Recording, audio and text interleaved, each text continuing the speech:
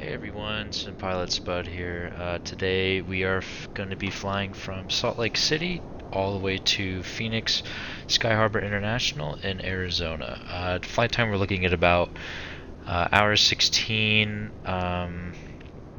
Weather-wise, everything looks like it's going to be pretty good, pretty much VFR for the entire flight. Probably some winds up in the cruising altitude, but if we get too many winds, obviously we will probably just ascend a little bit higher. So I'm looking at going to be a pretty smooth flight today. It's going to be really nice because we're going to be flying right over the Grand Canyon, so that's going to be a really nice view. So without further ado, let's get straight into it. Let's go ahead and get the plane started up here. Get the batteries turned on. Nav lights on. Strobe set to automatic. There's no smoking and seatbelt signs on. And let's go ahead and get the jetway connected.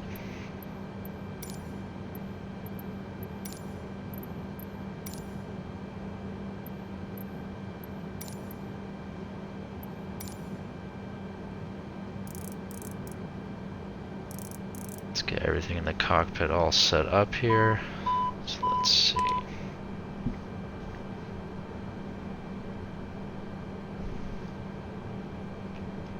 Okay, let's get the FM MCDU set up here. So let's go to the init page. Our alternate route today is going to be at Kilo Papa Romeo Charlie. Flight number today we are flying American Airlines. Flight number is going to be 2352. Cost index for the flight, cost index is going to be 5. And the block fuel should be at 0, but it needs to be dropped down to, our block fuel needs to be at 5.7. So let's go ahead and drop that.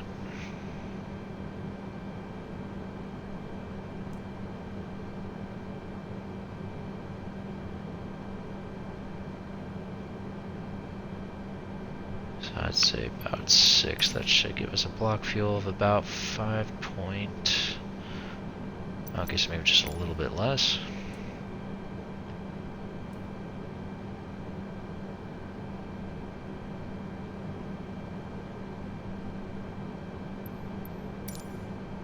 Okay, that should be good. And let us see. Everything there is good, and we will get let's check our flight plan here real quick.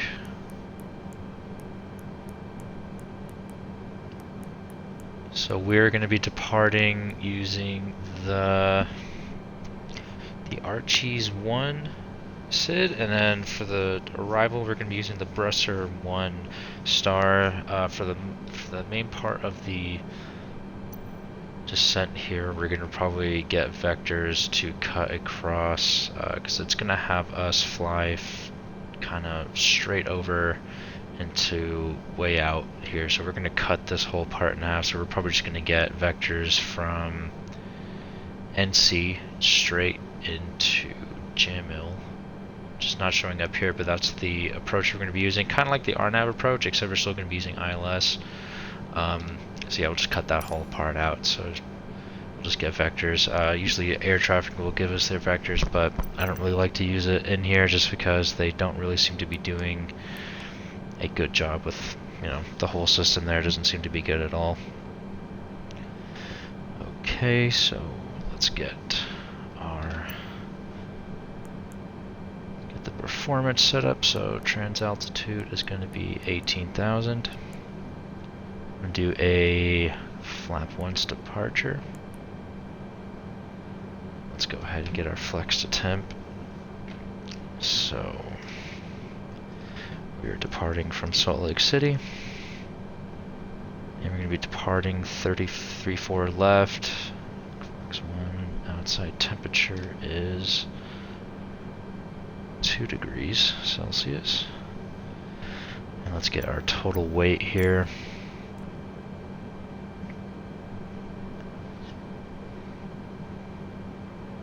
Let's bring up. So we got 123,802. So total takeoff weight, we got 56,146. Should give us a flex attempt of 54. Let's go ahead and type that in, flex attempt 54. And everything here seems to be set. So init page looks good. Let's go ahead and get the baggage set.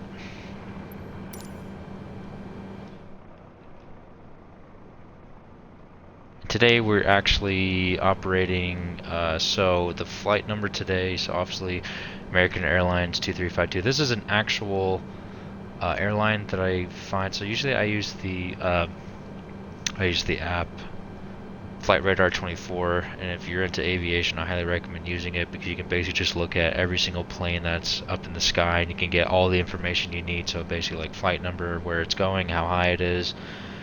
So it's a really fun tool to use, and you can check out where most of the, if you want to get information on an airport, like where the they're currently using arrival runways or departure runways. So it's a very good tool. So I usually use that for most of the flights, so I get the most accurate readings possible to do flights, so I can plan them out according to what's being currently used right now. So this plane, this is an actual plane, and this is correct. I have the correct tail number as well. So this is the exact. Oops. So if you look this up, you'll actually be able to find this. It's an A320, but it's not the Neo. But I mean, this is the closest thing, but it is the correct sized aircraft and everything, just not the Neo version. But I try to get it as quick, as close to the real thing as possible. And this plane actually does routes from Phoenix to Salt Lake pretty much daily, it seems. I believe it's like one of the only few American Airlines that actually departs out of Salt Lake. I think Salt Lake tends to be a heavily Delta Airlines hub, it seems. But I know Sky Harbor does use a lot of American Airline planes. A lot of those flights come in and out of there all the time. So just a little interesting thing right there. I always like to try to get as close as possible. So that being said, I think we are getting ready to set pushback here. So let's go make sure everything is set here. So the performance is set. Everything here looks good. Flight plan looks good. We're also, like I said, we're going to get those vectors as we're coming in, which will be fun. ILS. So let's get the VORs here set. So let's bring up the flight charts. So let's see. So Phoenix is PXR. So that's going to be 115.6.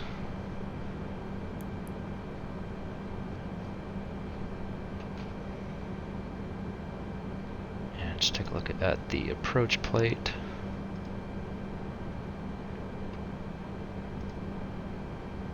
Of course, Navigraph charts is giving me trouble right now, but for the most part, I think that is pretty much it. We got our ILS tuned in right here. I think for the most part we don't really need it. It's just more of an initial climb. I think we'll pretty much just do a manual landing as we get closer, because I think it's just pretty much clear skies, no heavy winds or anything, so it should just be a straight in approach. So that'll be a nice change. I think that is pretty much it. Okay, so I think we're pretty much set, and then I'll be able to tune in more of that information as we get closer. So let's go ahead and get that down for right now. Let's go ahead and get the APU started.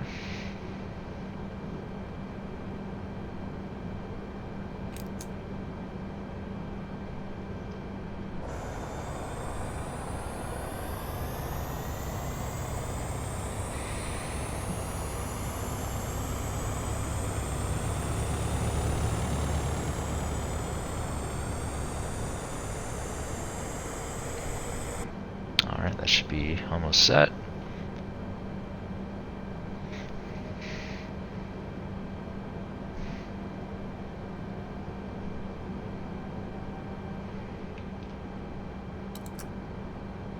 Go ahead and get the APU bleed on, external power can come off, fuel pumps can turn on. Beacon light can come on as well. Well, everything is all set, so okay, we're ready for pushback.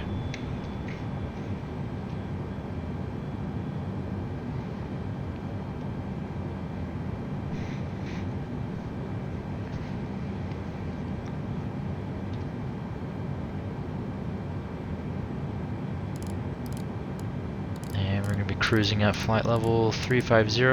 Obviously, if there's any strong winds up in our flight level cruise today, I'll probably, send a little bit higher, but it should be pretty smooth for out. I looked at the METAR information and it looks like it's a pretty, easy flight, but might get some turbulence here and there.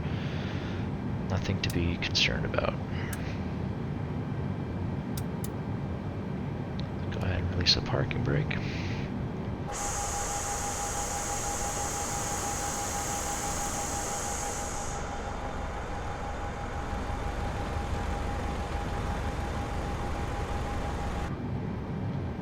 Let's go ahead and get engine master number 2 running.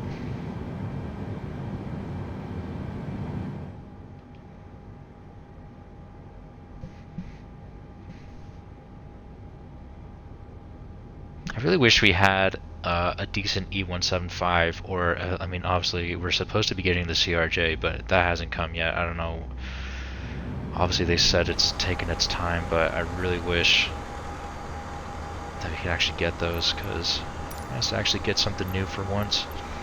It's actually decent and study level.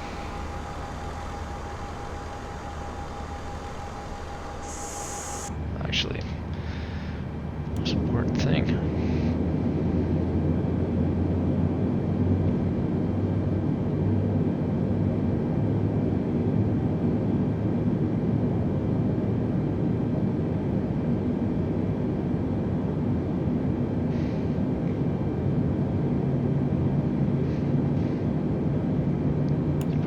Set.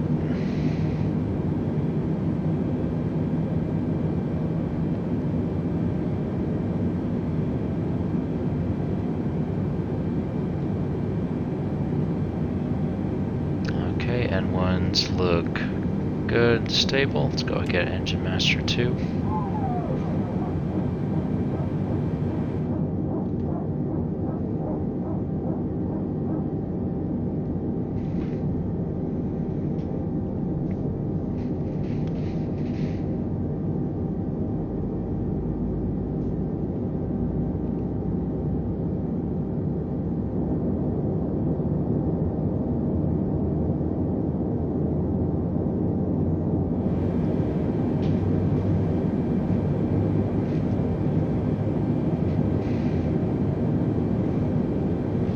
The information that we need for the weather. So let's see, so let's go to KCL, just updated 3 minutes ago. We are going to be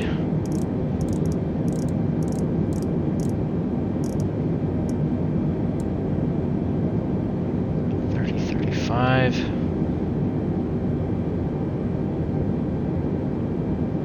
Alright, that's stable. Let's go ahead and get flaps 1. Ground spoiler is armed. Engine set back to normal. Go ahead and get rid of the APU. Nose light, taxi light, runway light. Everything is set.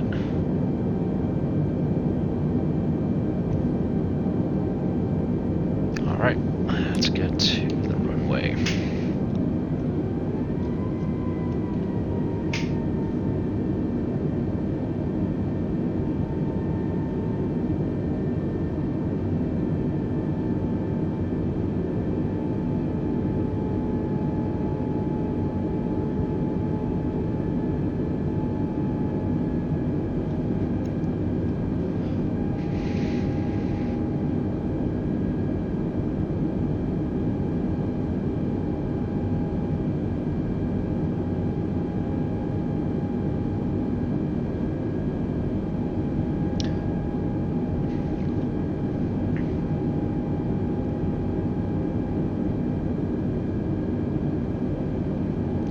Empty looking airport. Obviously I know this isn't one of those handcrafted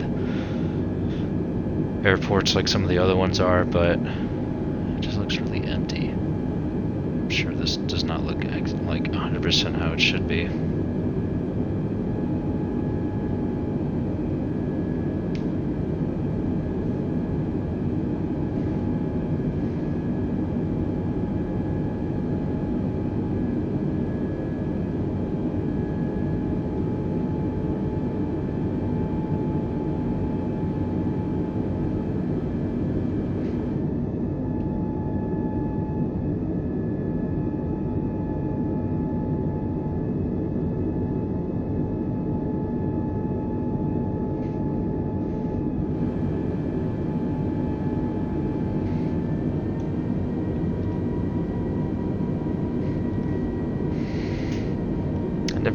If anyone's actually flown from Salt Lake to Phoenix, or at least has been to any of those airports, let me know, and let me know if this is actually what it's like, or if how you found the actual airport to be. I've flown to Phoenix quite a lot. That used to be my hometown airport for quite a long time, so I've flown out of there quite a bunch of times. So it's pretty. The whole Phoenix area is pretty well modeled, I would say. The airport, though, is still, like, I wish they kind of had updated it, just because I think it really does need to. It's a really nice looking airport, and it's not 100%, correct. It seems like it's pretty barren. Obviously, it doesn't have the right look for certain things, but at least the surrounding areas does look really nice, especially when you're coming into landings. We're going to be coming into runway 8. So that should have us coming in right over downtown Phoenix and right over the Cardinals Stadium, I believe. So that should be it's a pretty regular approach runway, and depending on the weather patterns, they sometimes have you come into either 26 or the other runways. I can't remember which number those are. The approach coming into Phoenix is really nice. I've never had any problems with it. And Sky Harbor is actually a really decent airport.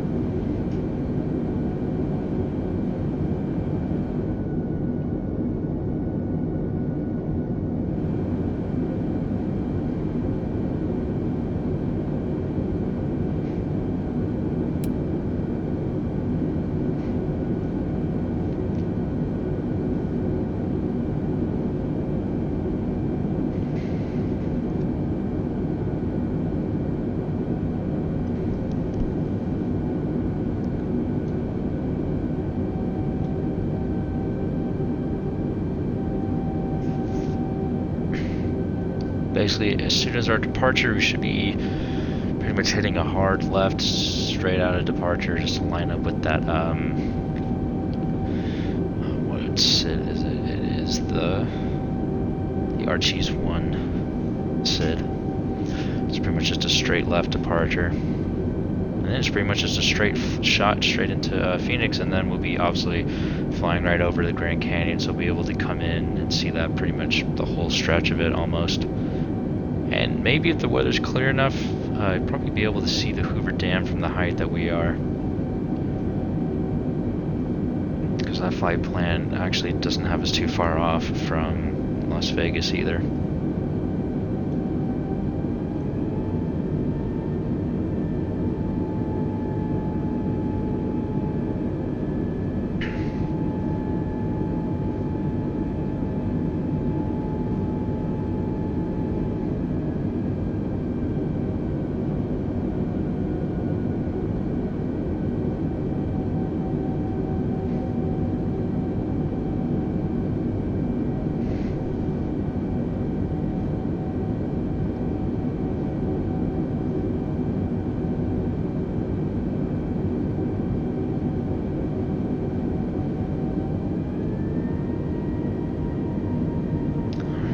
Getting close to our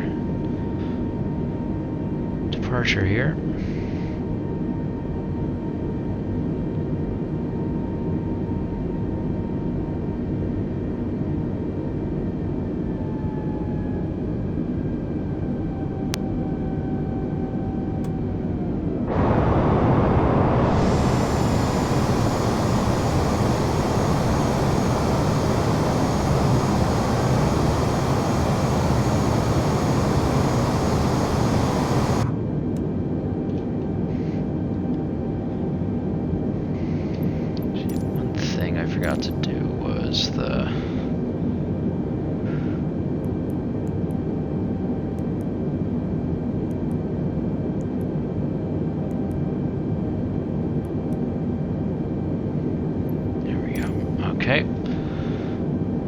ready, so ground spoilers arm, flaps 1. Go ahead and bring on strobes, and then we can bring on our landing lights. Set this to takeoff. No cabin chime, unfortunately. And we'll set the auto brakes once we are actually lined up.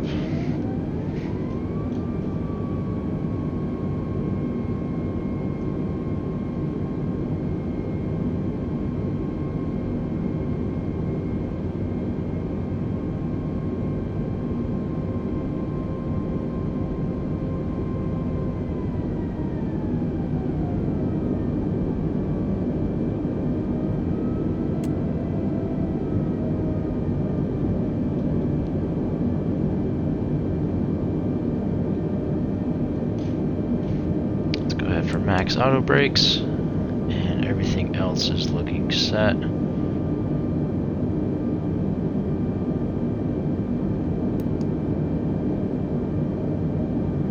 Alright, we are ready for takeoff.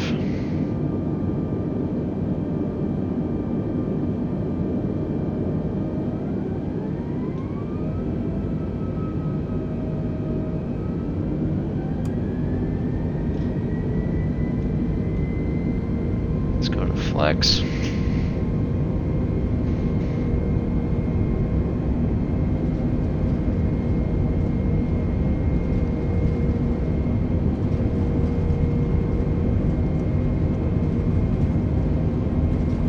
Knots.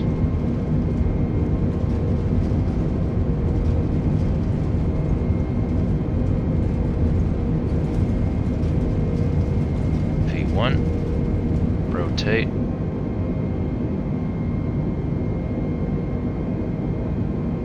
Positive climb, gear up.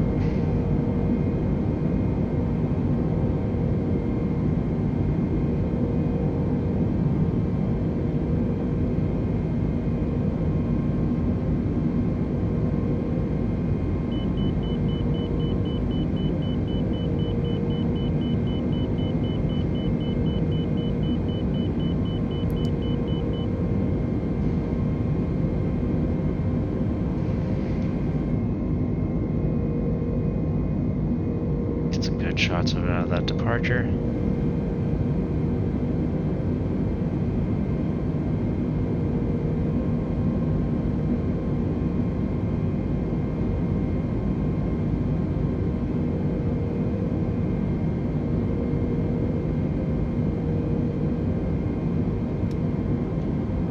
Let's go and get our flaps up.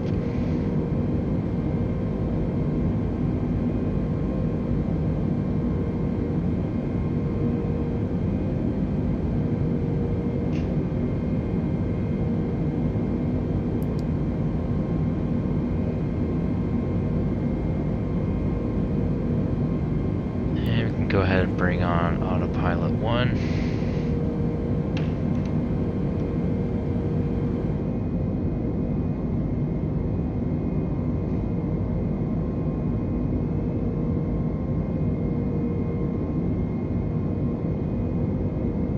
It's a great shot of Salt Lake City right there, still covered in snow. I'm not sure how accurate that is, but if anyone knows, then it's a pretty nice detail.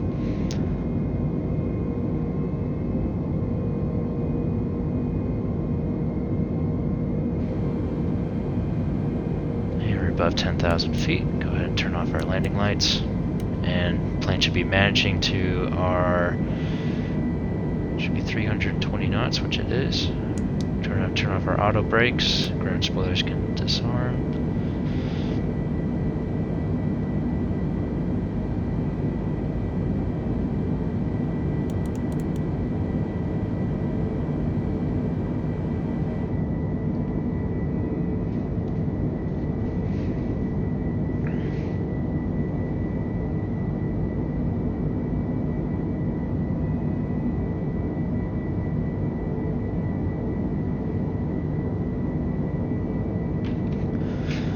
A shot of the actual, I believe it's called the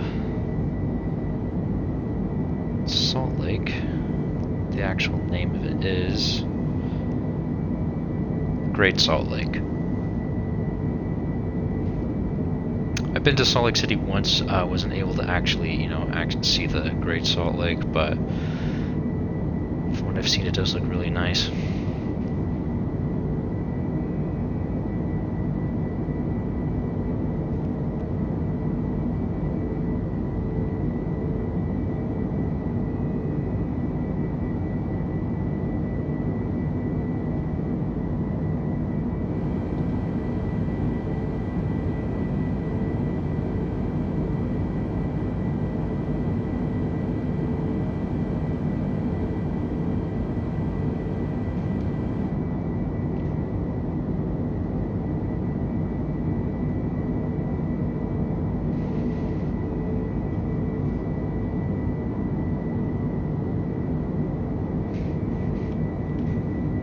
Shot up below the plane.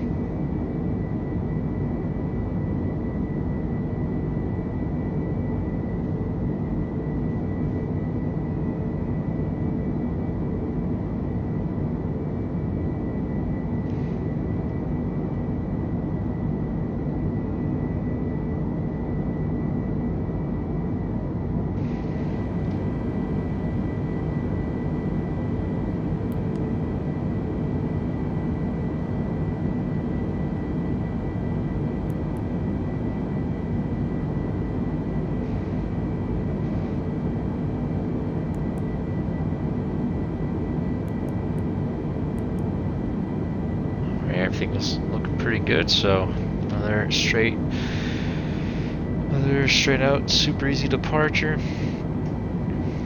And as we get closer, we're going to be doing some really cool vectors into the ILS approach. We'll see. I don't think I'll probably use the ILS just initially just to get in, and then probably just do a manual fly in from there, just because the weather is just pretty much, it's open clear skies or long visibility. So it should be a really nice landing, and yeah, we'll fly over downtown and everything, so we'll be able to get to see downtown Phoenix if you haven't seen it before. If you have seen it before, then it should look pretty familiar. And obviously look into that Grand Canyon view.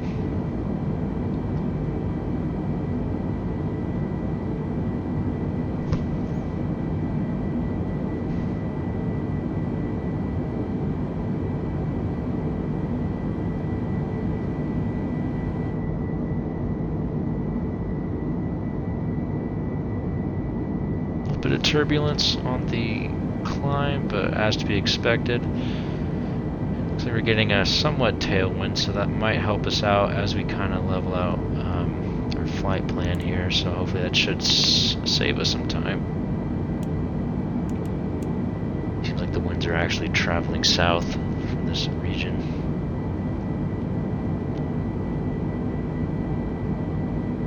Let's go ahead and go to standard pressure.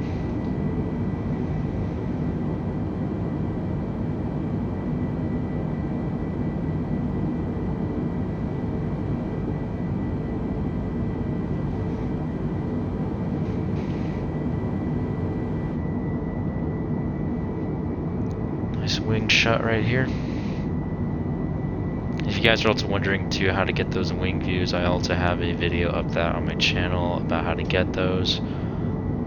Really helpful too, because I mean, ever since I've got it working for me, it's just been a huge improvement just for the sim. I mean, obviously you can get really nice shots like that, and also when you're cruising or not really doing too much of hand flying or much, you can just kind of enjoy the views, and you know, actually makes it a little bit more enjoyable, and it does take for some really nice screenshots, and that's how I'm able to get my pictures and everything. So I basically just take the pictures that I think look good, edit them up a little bit, touch them up, and then pretty much just upload them. But these are pretty much the camera angles that I've been using, so it really makes a difference, I think. And also you get some kind of more realistic looking photos, because I know people, when they do the recordings of coming into landings or takeoffs, they kind of add these views anyway, so it's basically closest to the real thing is actually being in the plane as a passenger. I just love seeing the wing flex. It's one of my favorite things.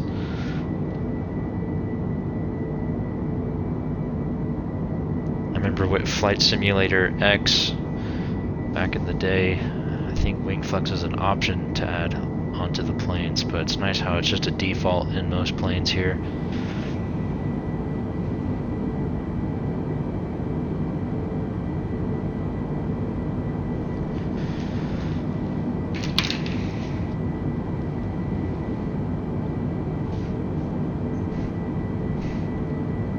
Really can't wait for the PMDG 737-700. I believe that's the first one that's going to be releasing. Hopefully someone comes out with a Southwest livery, because I'd say like 95% of my time of being in planes has always been in Southwest, so I know those routes and that plane pretty well just from being in that plane for so long. As a passenger or anything, I've never actually flown a real plane, but 737 was my first like introduction into like, you know, aviation, so that was like one of the first planes I fell in love with, was the Boeing 737-700.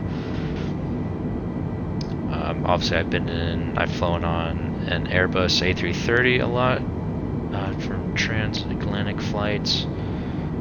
I've been on a 747 once, and that was an interesting experience, but it was a really nice time though. I had basically watched a documentary on, I think it was like a few months ago, and it was, I can't remember which flight it was, but there was an instance where the rudder had, something happened. I think it detached or something, or it got stuck in a certain position on a 747, and basically they had to divert, and the pilots had to fight with the rudder control the entire time back to their alternate airport.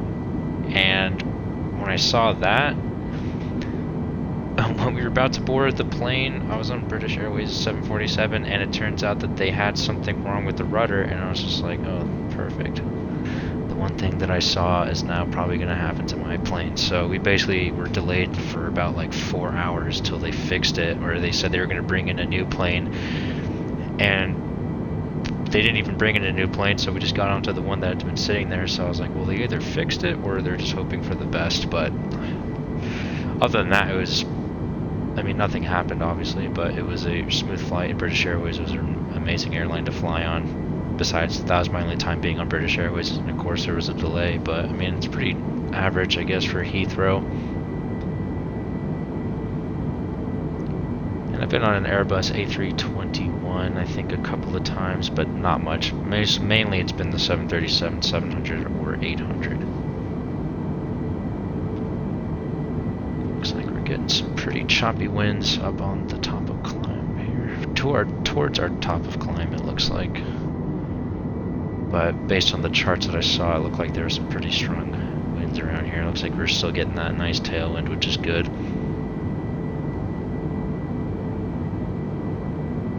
Rather have a tailwind than a headwind.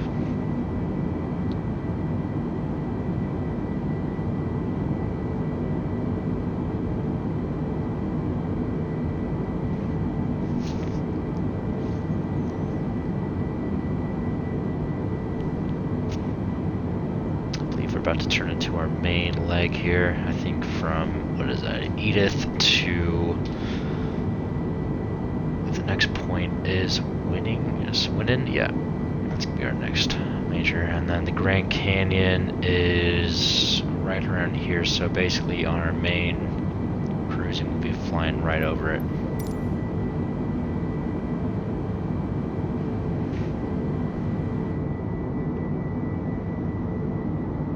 As always, beautiful scenery in the southwest.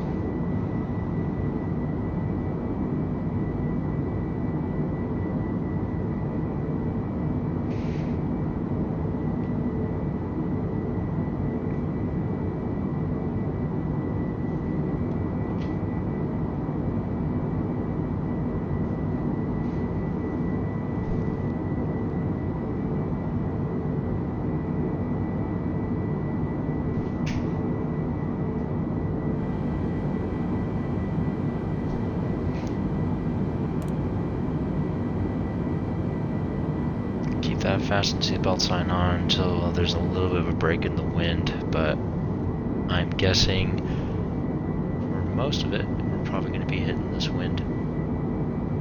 Fasten seatbelt sign on.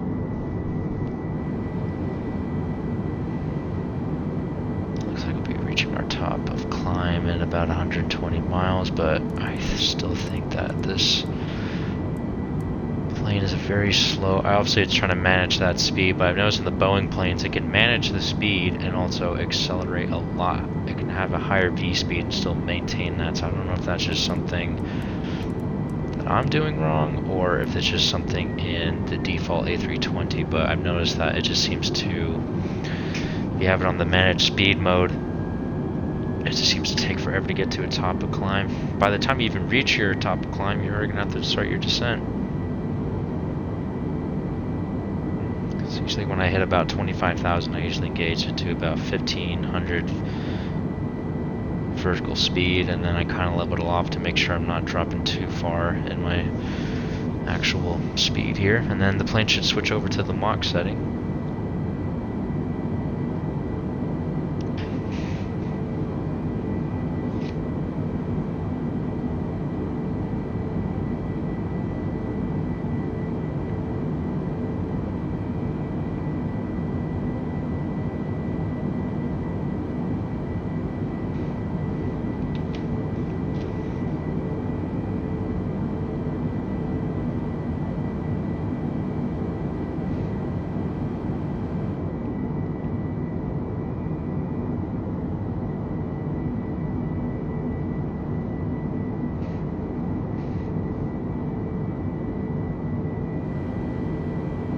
Should be arriving during a really nice sunset too. I always remember Arizona sunsets were always the most vibrant,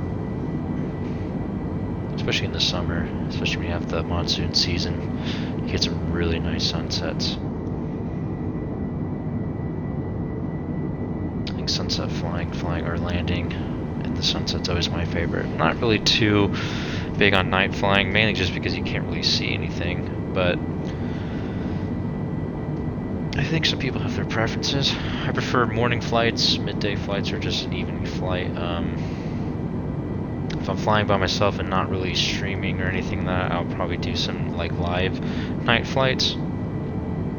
But obviously for viewers, unless people want to see more night flights, then I'll try to do some of those. But for the most part, I tend to make sure it's a good viewing experience. Get to miss out on all the scenery.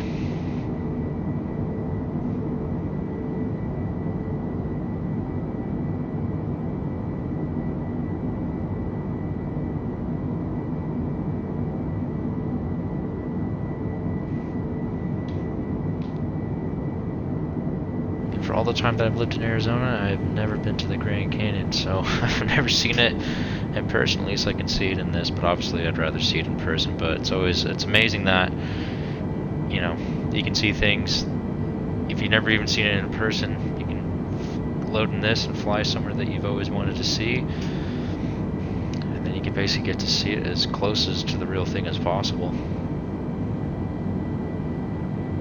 This is like the first actual open world, I guess, game/sim that's been made. Literally, you can go anywhere in the world. I don't think any game or sim has ever been able to recreate that. Obviously with the old flight simulators, but I believe with Flight Simulator 10, I don't believe they obviously didn't use the same technology that they did with this. They actually had to load in, I think, actual terrain. They had to build it themselves, so that's why things weren't really scaled 100%, I believe. But this one is actually 1-to-1 ratio and scale in terms of how everything is. So I mean, it's technically the first true open world experience out there.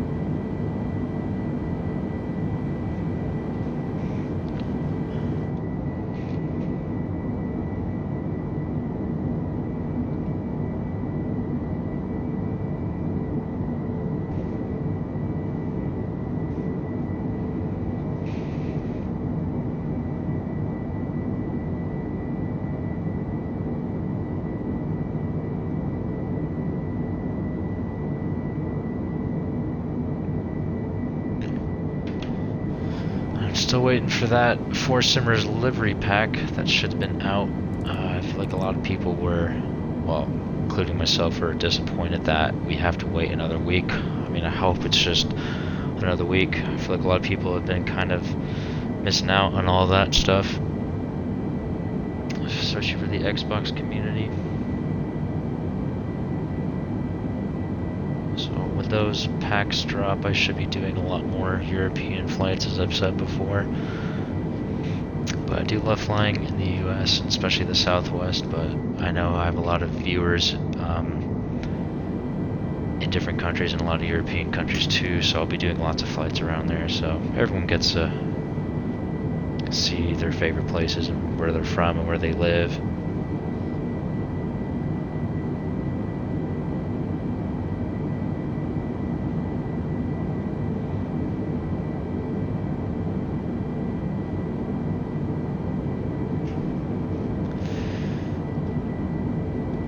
To our top of climb, I'm going to go over my flight charts and just double check to make sure we're on the correct, I guess just get a like a feel of what we're going to be flying into. Normally we would get vectors to cut across here, so we're going to be coming from the EC waypoint and then cut strictly about pretty much a straight line down and then intercept the point of the ILS approach right around here and just fly straight in. So we're going to be doing the, let's see here, it's basically from the Tillman, and then we're going to get a vectors to the Jamil point, and that should pretty much just line us up with runway 8, which seems to be the most used flight path right now, so I'm pretty much just following. So basically, like I said before, I'm using like an actual actual American Airlines flight that's actually in service, and same thing with, I have the tail number and everything. So, and I've looked at their charts, and it's pretty much like a daily routine flight for them. So they fly in and out Salt Lake to Phoenix, and it's pretty much they either fly into runway 8 or they usually do to runway 26. I believe the American Airlines terminal is on the north side of Sky Harbor, if I remember correctly. But I figured today would be a better approach to go into, flying right over downtown Phoenix.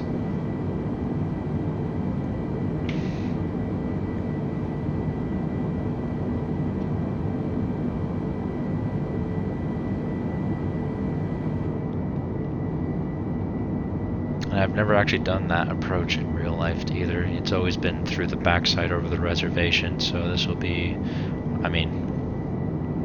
be nice to see. But I know a lot of people, especially I think Delta and American Airlines, come in that route. And we should be reaching our top of climb here in a second, which looks like we are. Looks like we're getting a nice tailwind, which is good for us, but it's a little bumpy though.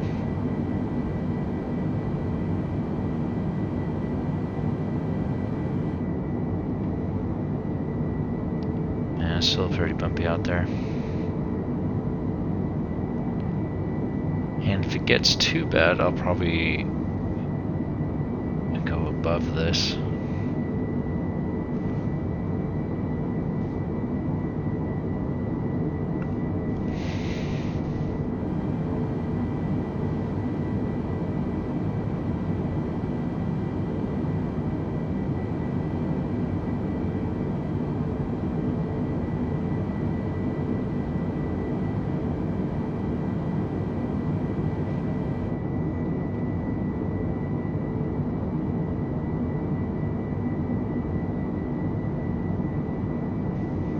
Most freaky things, looking out and seeing the wing flexing around all the time. It'll take a lot for those wings to actually snap due to turbulence. I know a lot of people's fears are that the wings will actually just snap in half, but I know with the 787 that thing can pretty much almost fold in half almost, which is pretty impressive technology. think I saw a video where they were testing out the durability of the wings, and the thing was almost able to, yeah, pretty much almost fold on itself, which was incredible. So it just shows you how sturdy these wings are, how flimsy they look, but how sturdy they actually are.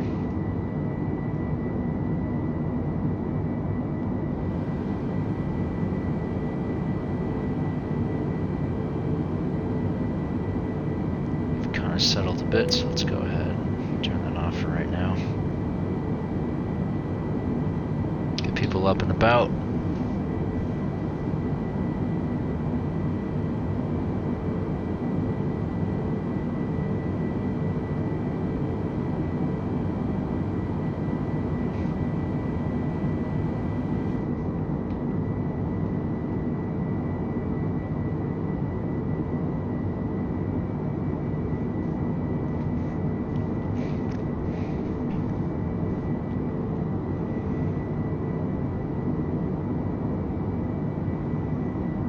Should be coming up to the Grand Canyon in a little bit, so probably the next 10 minutes.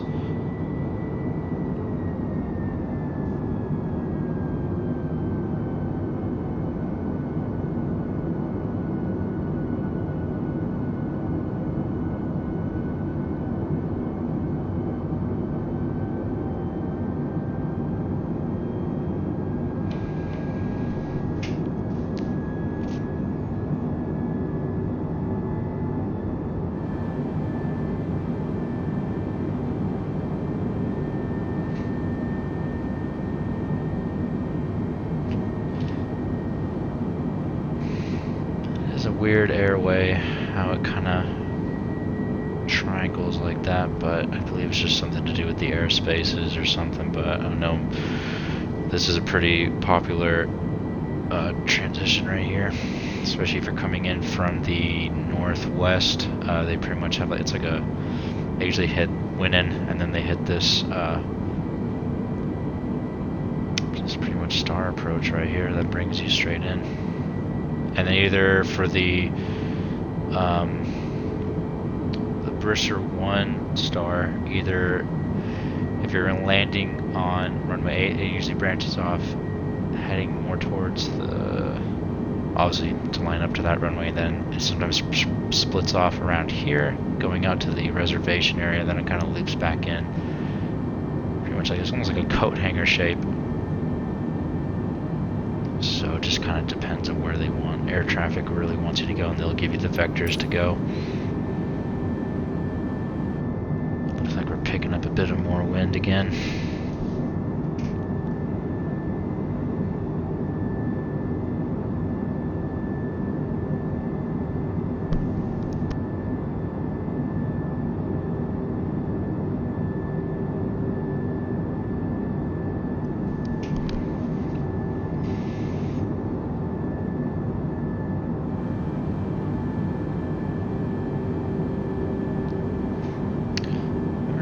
Making the main turn into Phoenix now. It's pretty much almost just a straight down approach into Phoenix. Just small little turns after that. So, according to the flight plan that I have selected, we're going to intercept at Brisser at about, at least top is 17,000 and the least we can go is 13,000. So we'll probably hit 13,000. About 15 into the next main point we need to be at is NC. So if I go to my flight plan here, we'll see that. So at this point we need to be at 10,000, which is correct. And according to the chart, the approach plate that I'm looking at, so obviously after that these points aren't the ones that we're going to be using. So basically we're going to go from NC, and then a vector is going to be continuing at 178, and basically we're going to have a heading of 178, and then as soon as we get to Jamil, we're going to switch our heading from 178. So I guess we'll get the vector, and then we'll be turning left to 078, and that will pretty much bring us straight into runway 08. So once we get to a certain point, I will turn off the managed heading and just go straight to a manual heading, and then just have the plane fly that heading, and we'll just do our vectors that way, as ATC would probably guide us at that point. But ATC in this is just not too bright sometimes. From the times I have used them, they'll have you either land on a runway where there's an active plane on it or something, and it's just a nightmare. So I'd rather not have that. There's even been times too where I've been lining up for approaches, and then all of a sudden there's a plane right below me, like 200 feet below me, landing on the same exact runway at the same exact time. So it is definitely not a good thing to be in. So I just try to use it. I mean, obviously I would get the vectors anyway, so that's the vectors we'll be flying. So pretty straightforward, not too bad. Or you could do an RNAV approach, but obviously RNAV isn't as popular. Not as popular, but I should say it's not as used, especially at that kind of airport. So we'll just use the ILS as the guiding, pretty much as a visual reference on the PFD here, and then we'll probably just do a manual fly-in. Go ahead and turn the fasten seatbelt sign back on.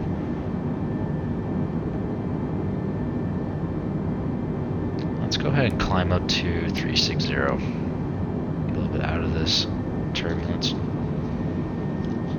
Obviously, we would request higher flight level.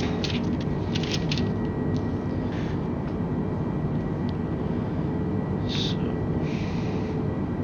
I always like to just go over my charts and make sure that everything is 100%, so there's no guessing or anything. So basically, Bruiser 1, RNAV. And basically the points that we would be hitting is, so basically at NC we just continue our heading of 178, and then the next star we would hit is F-ball, then the next one is Pigskin, and then the next one is Tillman. And I believe those are all references to, if anyone is a native of Arizona, they would probably know about Pat Tillman. I believe that's what those points are referring to, because it's a pretty good coincidence. But he was a former NFL player for the Arizona Cardinals, and then he went into the military, where he unfortunately was killed in action. So they make it a big thing over there for good reasons, obviously. So it's interesting. I want to say that's what the points are named after, because I mean, what else would it's a coincidence of F-ball, Pigskin, and Tillman. I mean, it sounds about right. So that's really interesting. I know Arizona has very interesting names for their waypoints and stars and SIDS. Someone correct me if I'm wrong, but I believe that is probably why it's called that.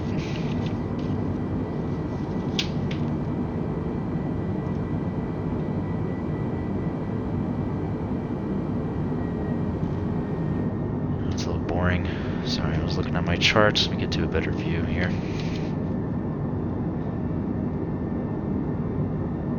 I should be coming up on... Should be coming up to the Grand Canyon pretty soon.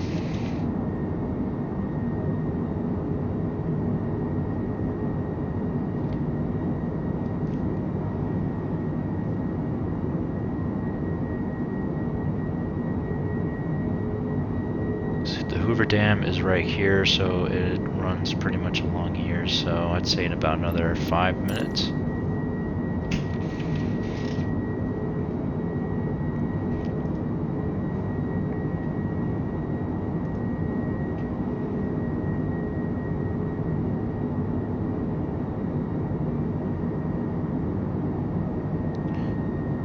So as our approaches, we're going to be hitting NC, we're going to be hitting at 10 flight, be at 10,000 I would say, and then descend to about 4,000 feet for the Jamil Jamil Star. And then we pretty much should just capture the ILS at that point, but we should be in pretty good height, because at that point, I believe that is the correct height for that. Yes, 4,000, and then we capture the glide slope at 3,000 and was up.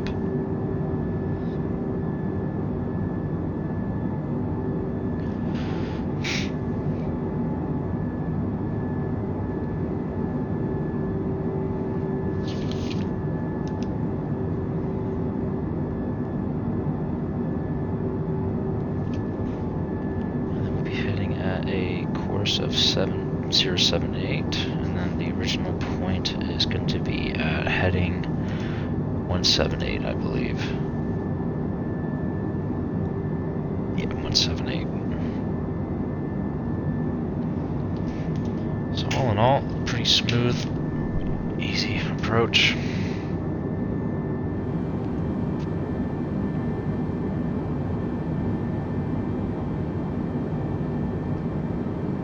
I believe that's a Grand Canyon right here. Well, part of it at least.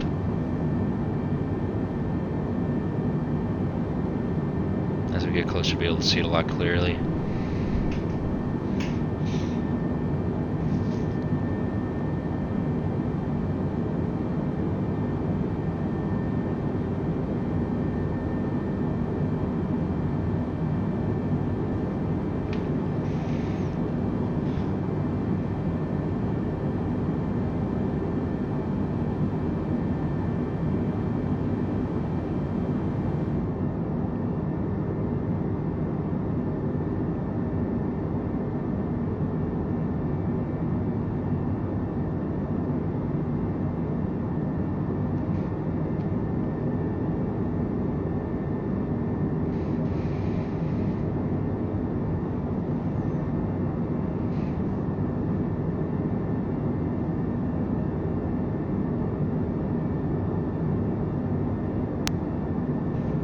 Absolutely amazing, this day and age and this technology, that we can get stuff like this and just basically do whatever you want. I mean, obviously I do flights like this, but I know some people like, you know, military stuff, so people like to fly military planes, but I wonder if someone would actually fly like a F-18 or something and do like a canyon run or something like that. That'd be really fun to watch.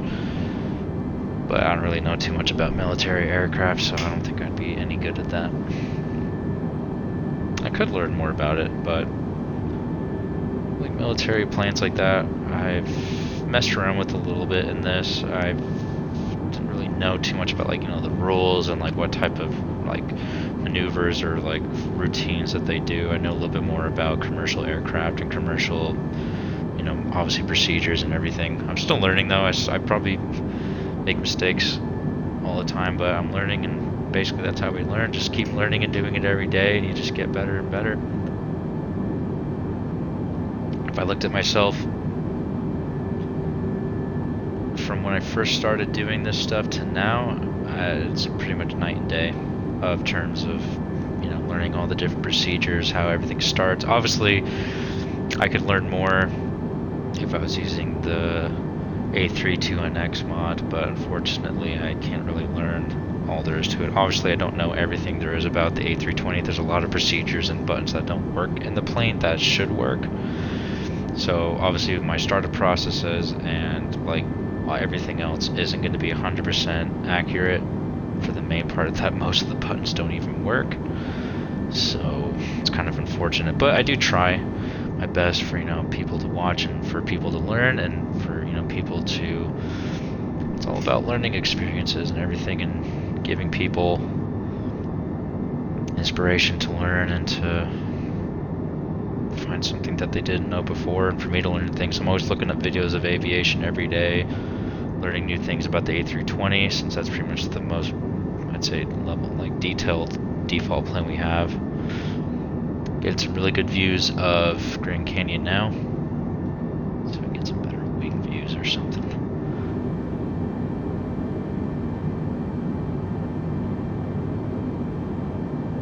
Too high. Just look at that. That is really nice.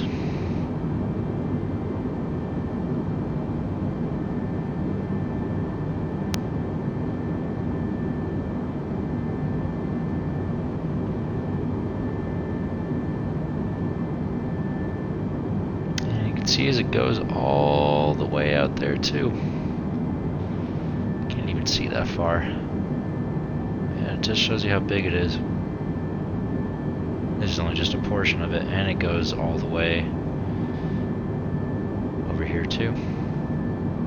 It's really flying right over it.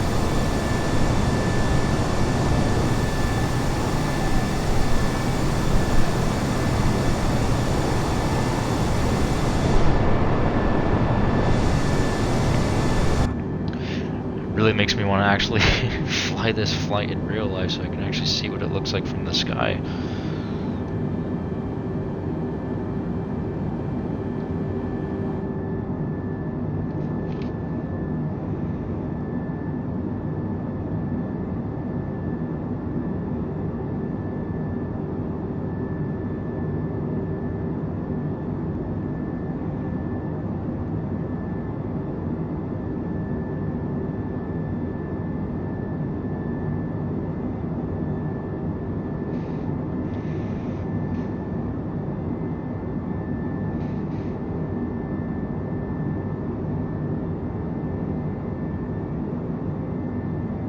Just shows you how high we are.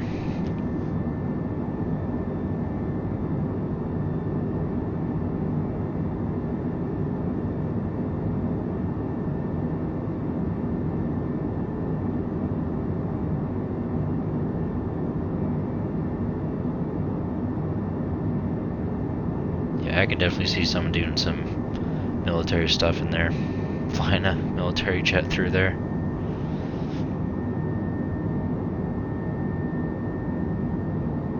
I'm sure there's already videos up on YouTube for that.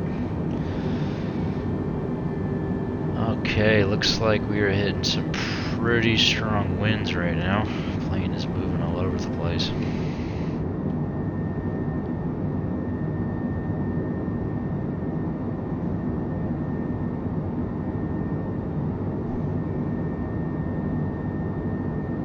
Not too bad, but here and there we get some pretty, yeah, like right there. I can already feel it. You can get that gut feeling whenever you're in the turbulence like that and the plane kind of dips down a little bit. It's always a really weird feeling. I'm sure people who fly, I used to laugh when I was really young as a kid. That stuff used to kind of freak me out sometimes, and I would just see the air hostesses or stewardesses, whatever you call them, they would always be walking around as if nothing was happening. So it just shows you that you can definitely just get used to it. And also you have trust in the captain, the first officer that's actually flying. I mean, it would take a lot. I mean, turbulence wouldn't actually really do anything to the plane. I know there are instances of certain types of turbulence that actually do pose problems for planes, but I can't remember the names of them or what types they are. But for the most part, I mean, turbulence isn't really going to do much to it. It's just uncomfortable feeling. Only thing you gotta worry about is just heavy crosswinds on the landings and stuff, or wind shear. That's when you gotta worry. And I've never been in a plane that's had to do a go around either.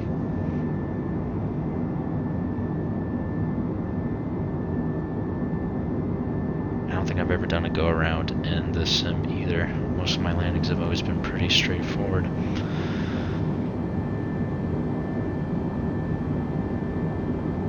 Alright, so we're looking at the chart here, so we'll be pretty much starting our descent pretty soon. Like I said, so we're going to be doing, let's double check the chart one more time. Check charts quite a bit. So Bruiser, we should be at about 250 knots at 17 to 13,000, so which is correct. Actually gets the data actually correct for once, that's awesome. Obviously those points don't make any sense. I don't know what's, probably just the speed, but we're not going to be following most of those points. We're going to be pretty much cutting straight through, like I said, at a heading of 178 and just cutting through to 078. So yeah, we're pretty much going to be aiming for about 10,000 here, and then pretty much just a nice descent into Phoenix and just a straight in left approach, and we should be pretty much there. So we'll be starting our descent here in about a few minutes. Get some really nice view coming in, and really nice sunset as we come in as well. Get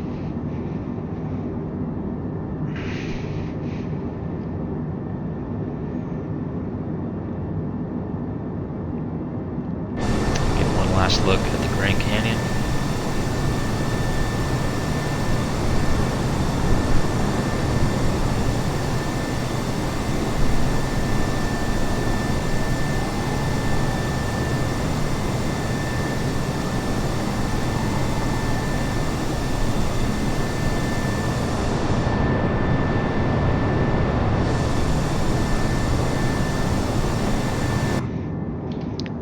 Arizona has some of the best terrain and weather for flying. There's so many airports, and there's always so many, how do I see so many planes flying around? That in California, I would say California has some pretty good, pretty much really good for flying as well. But Arizona for sure is definitely really nice.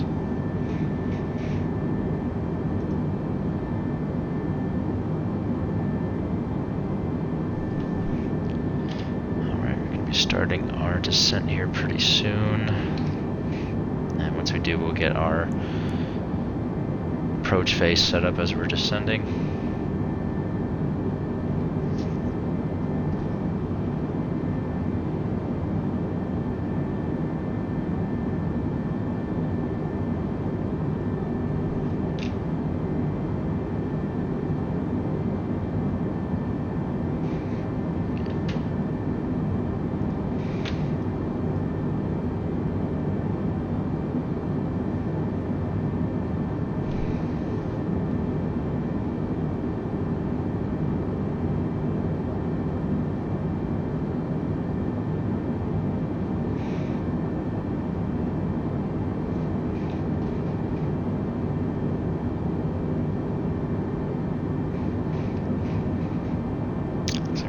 Good for time too. Take it off about like maybe 10-15 minutes of taxiing and getting the plane started, so looks like we're right on time. There's a little bit of tailwinds have actually helped us out a little bit, but it looks like we're kind of getting a little bit of a crosswind a little bit. Nothing too bad. Alright, I'd say we should start our descent now, so let's go ahead and aim for, let's do 13,000 for the initial descent, and let's do a V speed of 15. Seatbelt sign's already on. Imitate cabin calls, which we don't get, even though they're right here. Oh man, I wish these things actually worked. Click them and nothing happens. It's really disappointing.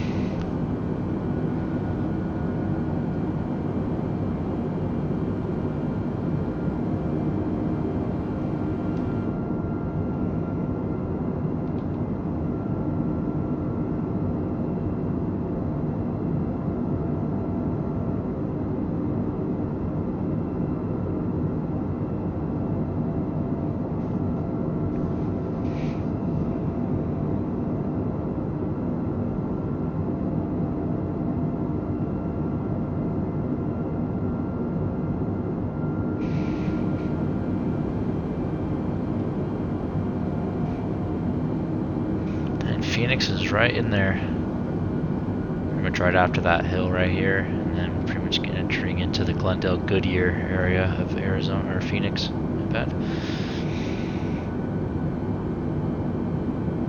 And we should be flying kind of close to Luke Air Force Base, if I'm not mistaken. So I'll check our charts here. Let's go ahead and do a descent of 2,000.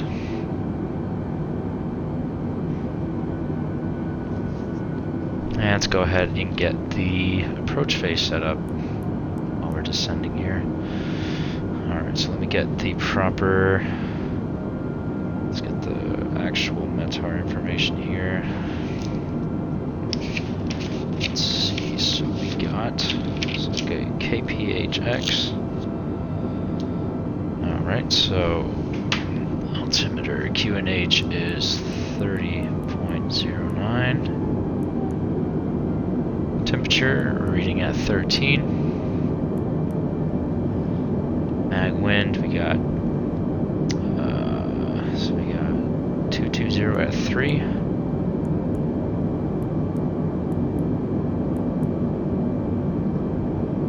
Trans altitude is 18,000. And decision height, we'll do 200. And MDA, 250. ILS 08. And I can't change anything in the configurations, obviously. Everything else looks good to me, so I'd say that is complete. See here, MDA is set.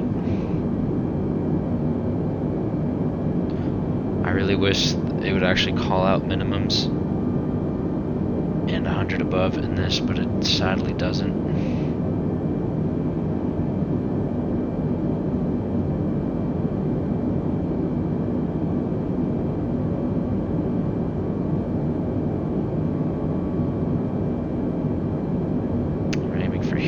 About 10,000 and about 80 nautical miles. So as soon as we hit that, then we're pretty much just going to hit our heading vector right here.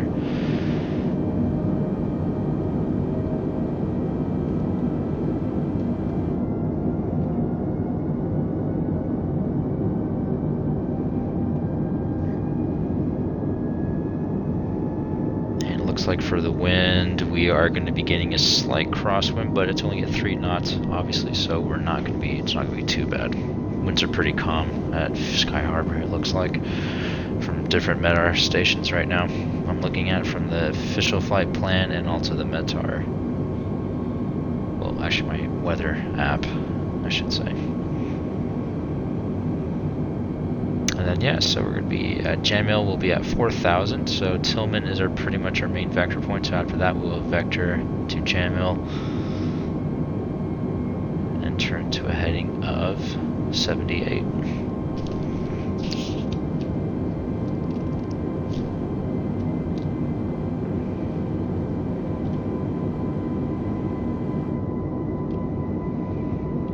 Get that nice sunset view.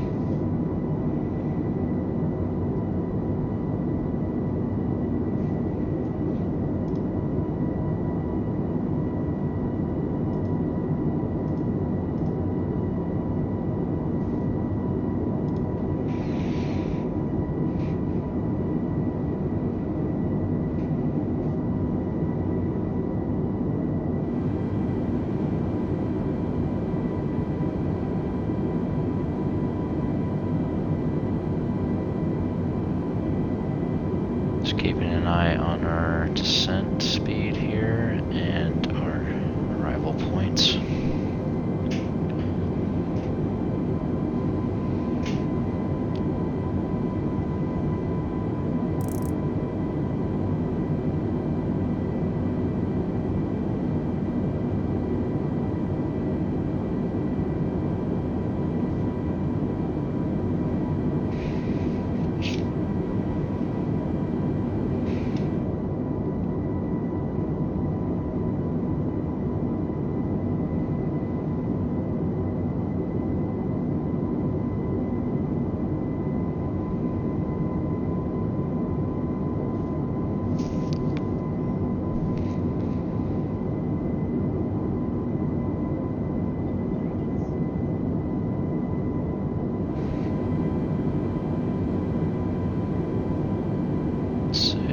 Drop back to 80.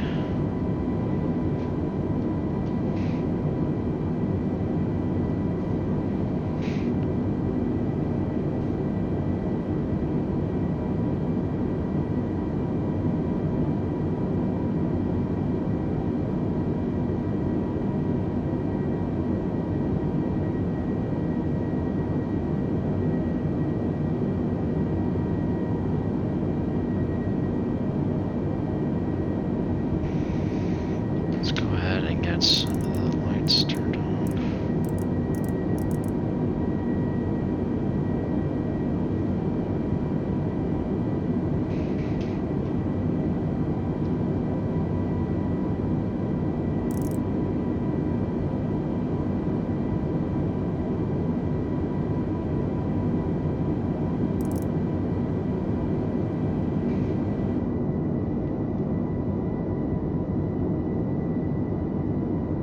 Winds have died down a little bit, which is good. Turbulence is kind of dipping off a bit.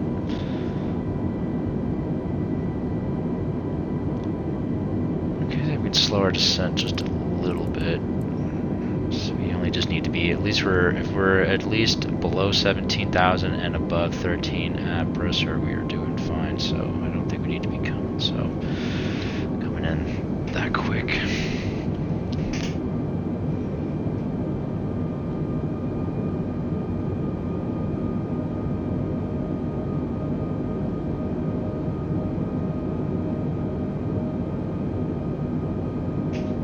Tell you, I love those Arizona sunsets.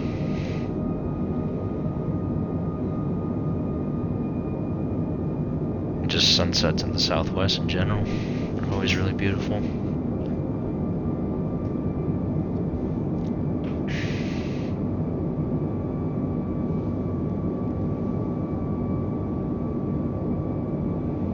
It's been one of the great things of actually flying, is just to be able to see this stuff all the time.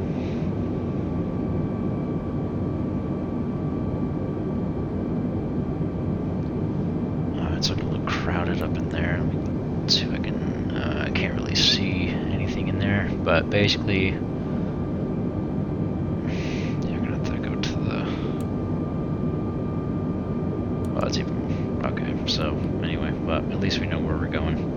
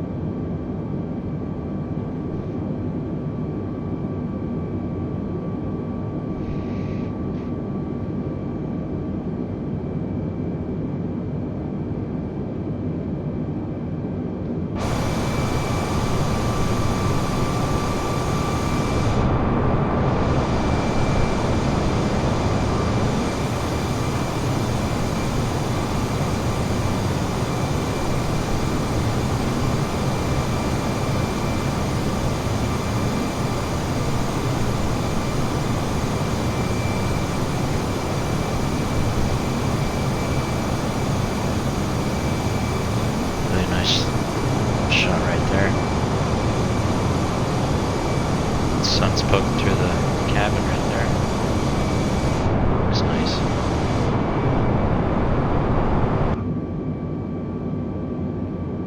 Alright, let's check our descent. I think we can come down a little bit more because 10,000, we need to be there in about 20 miles.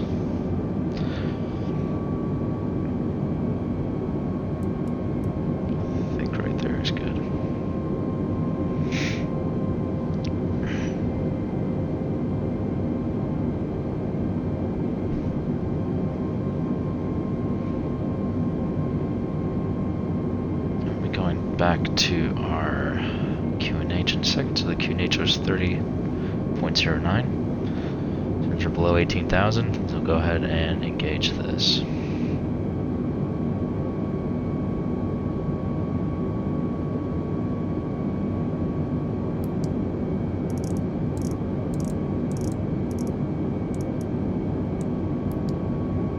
So QNH, alright.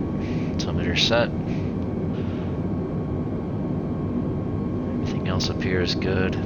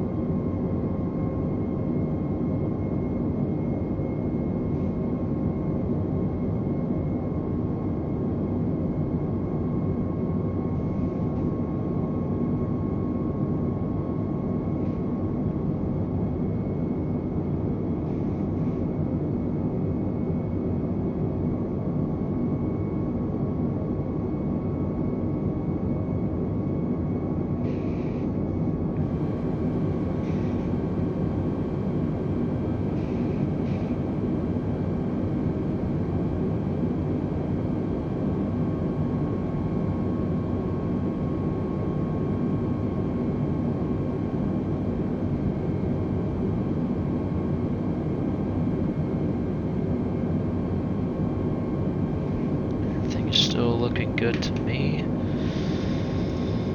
Charge is still good. Everything's looking good. So it's pretty much just a nice slow arrival into Sky Harbor.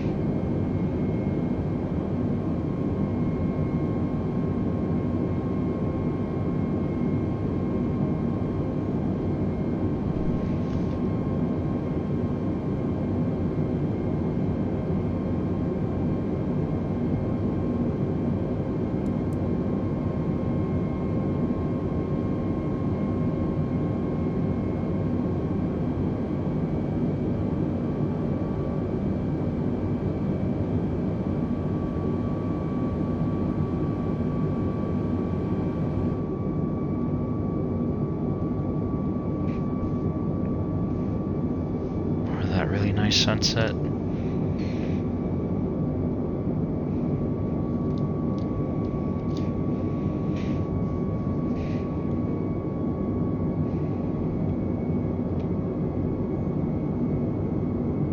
Get that POV shot as well. I've had the sun gleaming off the engines there.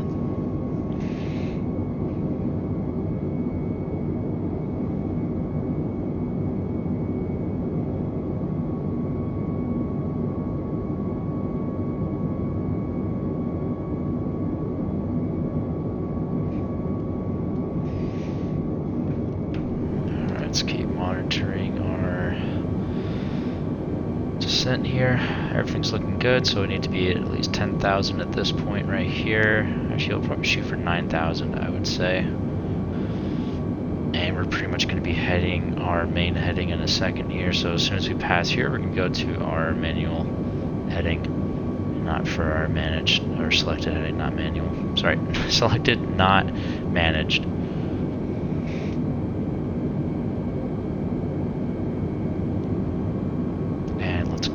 Drop to 9.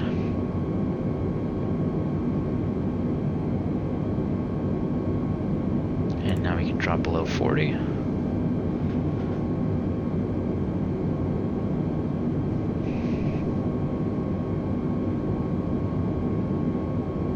And we can go ahead and descend a little bit faster since we got to maintain that around 9,000, and then we'll need to be at 4,000 when we line up for our main ILS approach right here.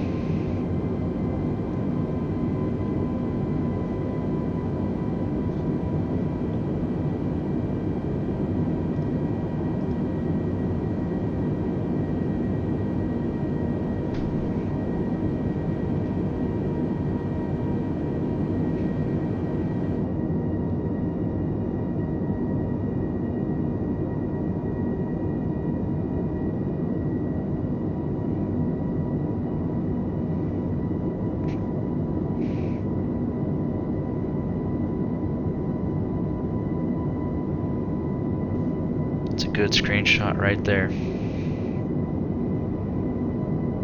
but I don't believe I can actually take in-game screenshots while I'm streaming. Afraid if I do, I'll pause the stream. I don't want any interruptions for you guys.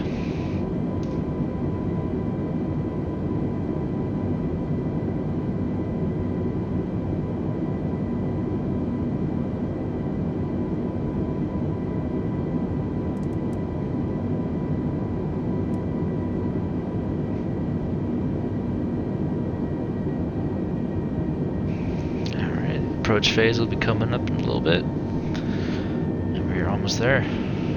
So nice below the plane shot.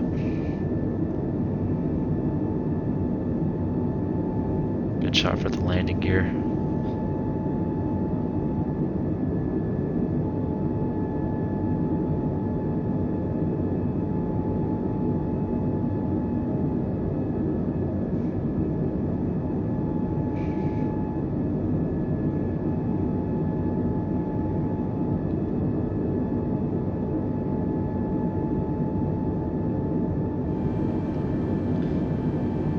Okay, so we'll be going into manage, so we'll be heading into that course of 178. Alright, we are below 10,000, so now we can go ahead and turn on our landing lights. Go ahead and arm our ground spoilers and set our brakes to low.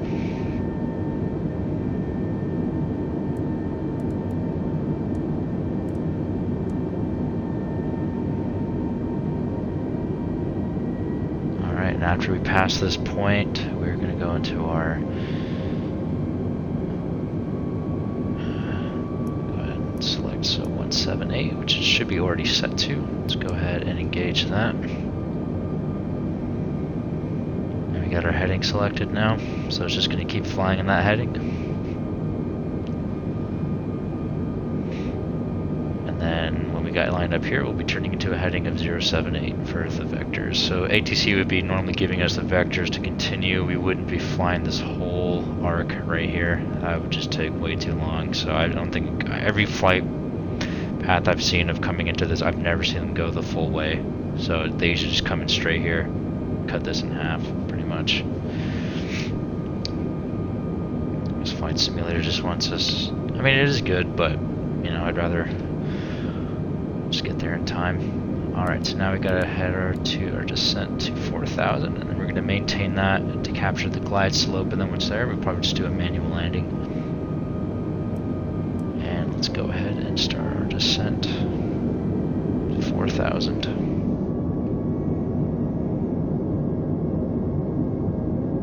Get a shot of northern Scottsdale is over here. There's another small airport over here, Scottsdale Airport. I believe this is, I think it's Deer. I'm not sure if it's Deer Valley or something. But why is the speed should be still at 240?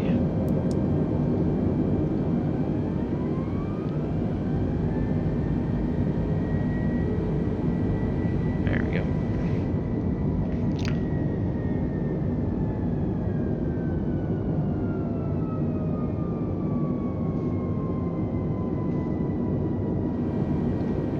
Go ahead and engage the landing system.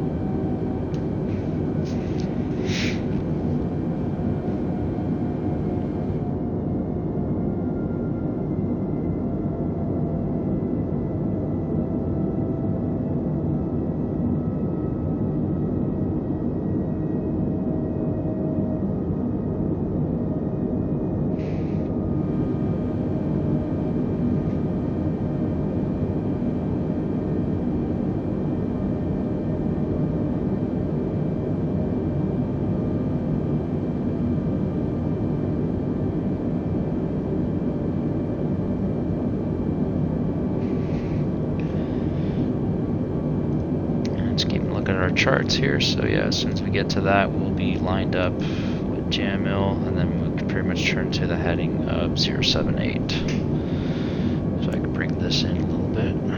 The Jamil is right there, so we're pretty much almost lined up to it exactly.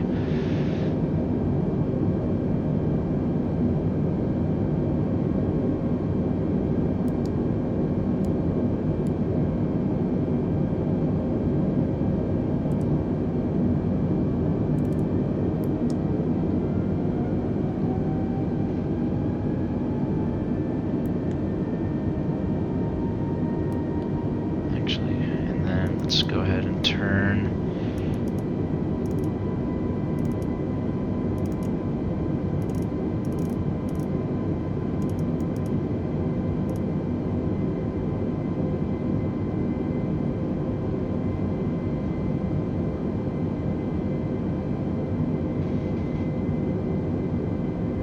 Let's go ahead to our managed speed.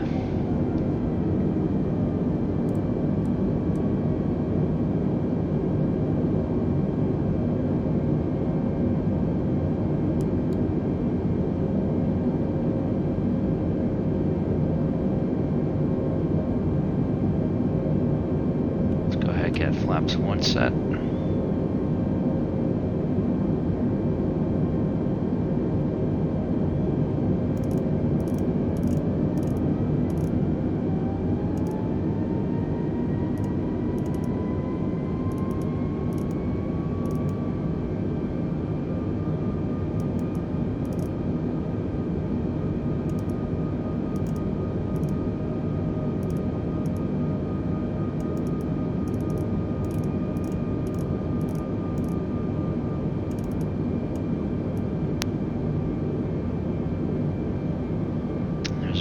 Right there.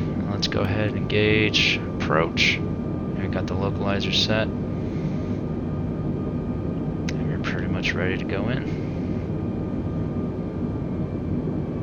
Getting a good shot of downtown Phoenix coming up, which would be really nice. Let's go ahead and get flaps 2.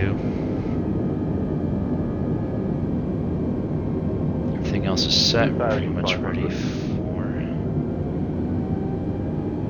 landing.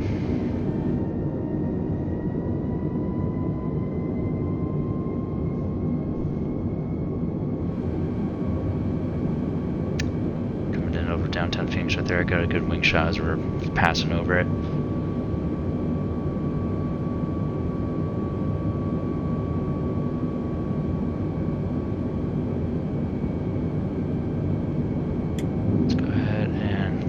Set.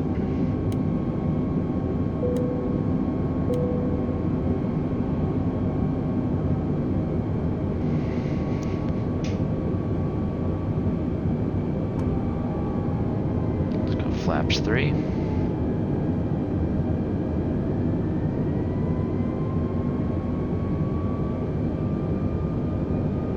There's downtown Phoenix.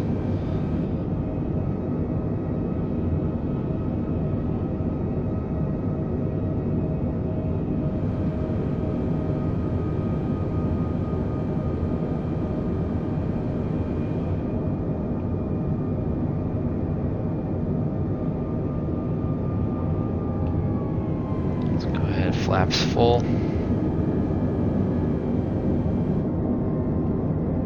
And here's that nice shot right there. Look at that.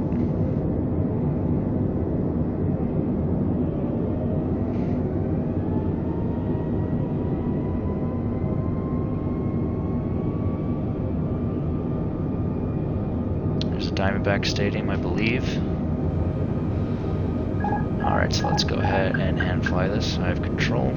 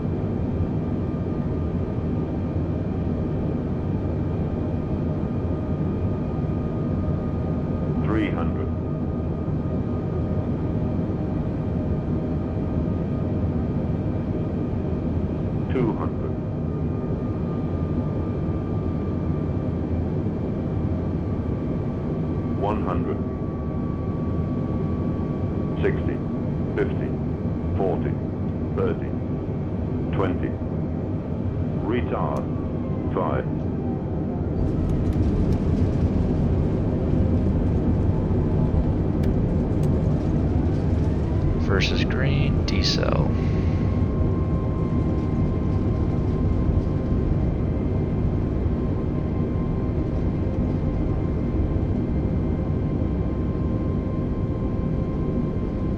Knots.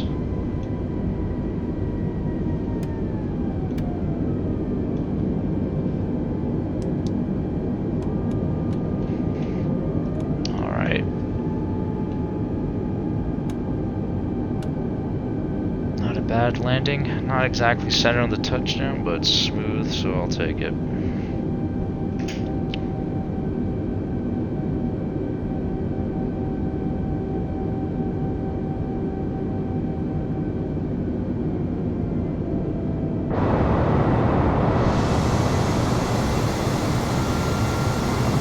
Asked for a better time of day to come in for that landing.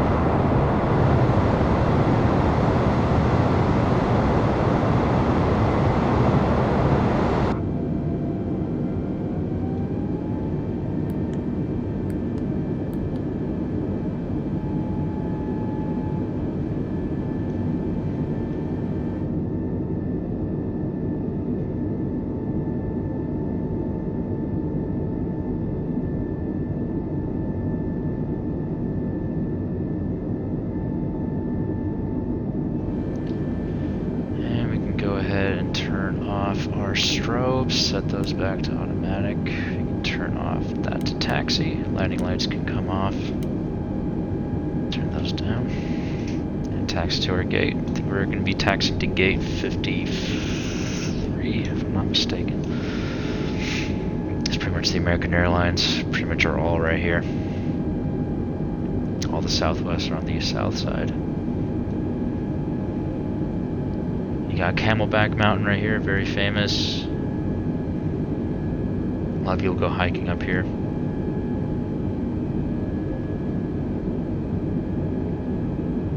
I personally have never been on it, but I know a lot of people have. It's one of the really nice tourist spots to go to if you're ever visiting in Arizona.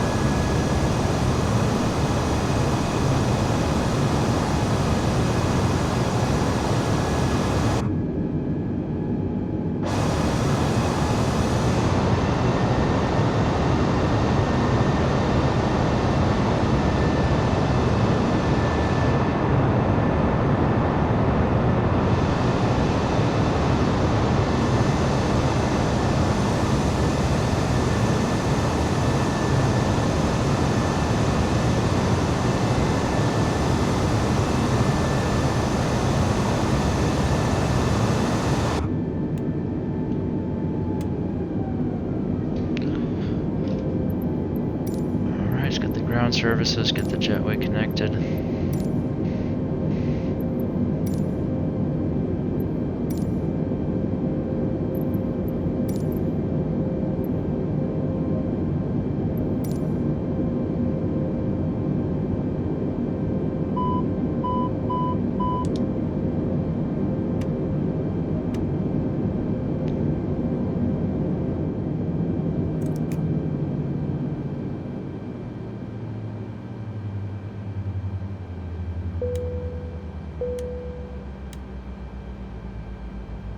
Okay, everything, sheet nav lights stay on, beacon can come off, turn those off.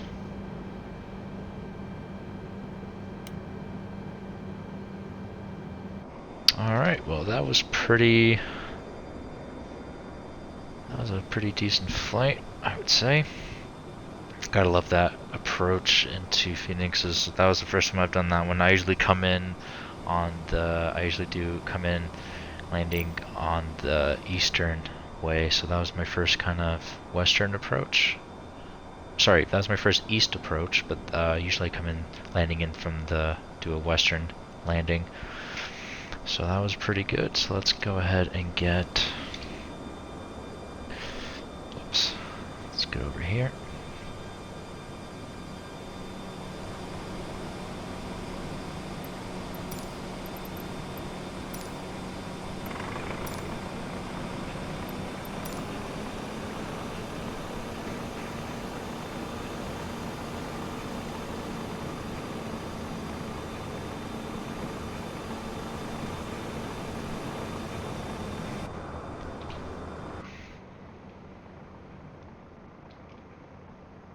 Alright, I would say that was pretty successful. I'd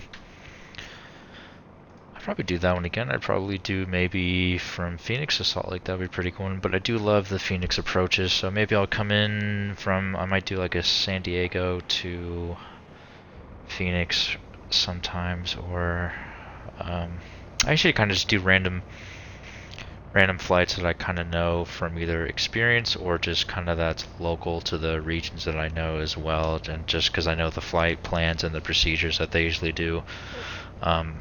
Obviously, I was disappointed that this week they didn't come out with the Euro livery, so that was disappointing. But I'm hoping that next week will be the week, so that'll be fun.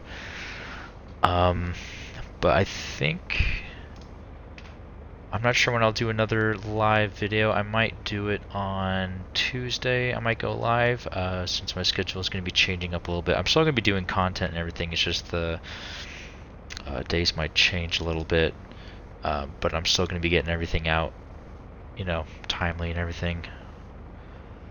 So with all of that, I would say, yeah, so just keep posted. I'll be posting things onto social media, so obviously if you don't have my social medias, I'll be linking them into the video when this video gets uploaded.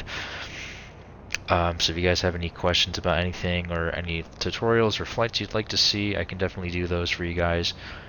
Just let me know, and I'll just be posting and keeping everyone up to date, so that's why it'd be good to follow those channels so you can see when I'm going to be going live and when things will be happening for any news or updates on anything. So I'll be always updating everyone and constantly working on those things for you guys. So with that, I hope you guys enjoyed the flight. Anyway, if you want me to do anything else, let me know. I'll definitely do those. But yeah, I hope you guys enjoyed it. Stay safe out there. And I'll see you guys in the next video. Alright guys, have a good one.